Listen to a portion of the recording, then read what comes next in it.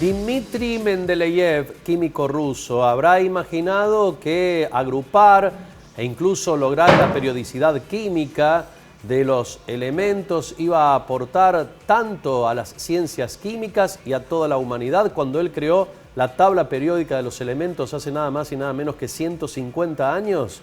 Muchos, por no decir todos, la hemos estudiado en algún momento de nuestro nivel medio, en el secundario, y ahí nos dábamos cuenta de todo lo que demostraba cuando tenía 56 elementos. Hoy tiene más del doble, 118 después de 150 años. ¿Cómo surge la tabla periódica de los elementos? Esta es la historia.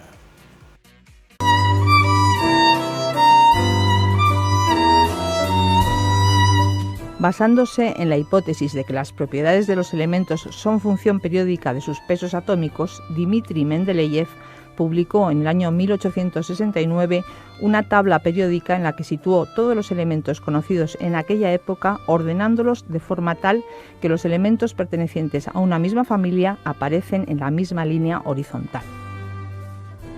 En tiempos de Mendeleev se conocían 56 elementos diferentes y algunos científicos ya habían advertido que existía una cierta irregularidad en las características químicas de algunos de ellos.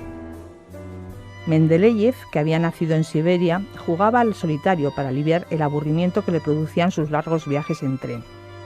Además, los naipes que empleaban tenía escrito el nombre de los elementos conocidos entonces. Fue así cuando, después de muchos viajes, acabó dando con un ordenamiento por filas y columnas de los mismos, y entendiendo por qué los elementos que tenían propiedades químicas similares tenían pesos atómicos que aumentaban regularmente. En la tabla periódica de los elementos que Mendeleev publicó en 1869 quedaban algunos huecos, por lo que él también predijo, y se terminó comprobando poco después, que debían existir elementos aún desconocidos.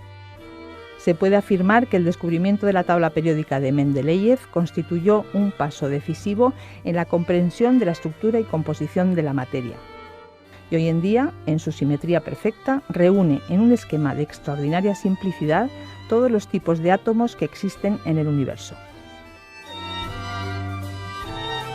Bueno, y justamente por eso dicen los científicos que solamente se conocen los elementos de la Tierra y que serán nada más que un 5% de todos los que hay en el universo. Realmente esta tabla periódica, que es la que nos permite conocer los elementos que tienen determinadas cosas en nuestra vida, desde el agua hasta un insecto, bueno, es lo que les da justamente las propiedades para que puedan investigar los químicos en el mundo. Y Naciones Unidas fue quien decretó este año 2019 como el año de la tabla periódica, esa que nos daba tanto trabajo, ¿no?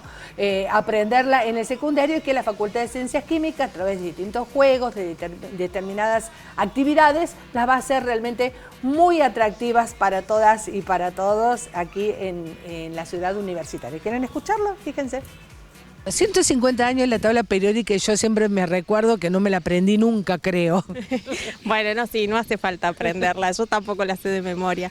Sí, en la facultad estamos organizando muchas actividades a raíz del Año Internacional de la Tabla Periódica, de que fue declarado por la UPAC de esa forma, así que invitamos a todos a participar de las puertas abiertas que vamos a tener la semana que viene, que va a ser miércoles y jueves, de 2 de la tarde a 6 de la tarde, en donde vamos a presentar un montón de actividades que fueron pensadas por docentes y estudiantes de la facultad para el público en general. Van a haber muchos juegos en torno a lo que es la tabla periódica que organizaron los docentes, cosas muy divertidas, va a estar la oca periódica, va a haber un show de elementos, va a haber experimentos para que los chicos puedan ver, puedan hacer.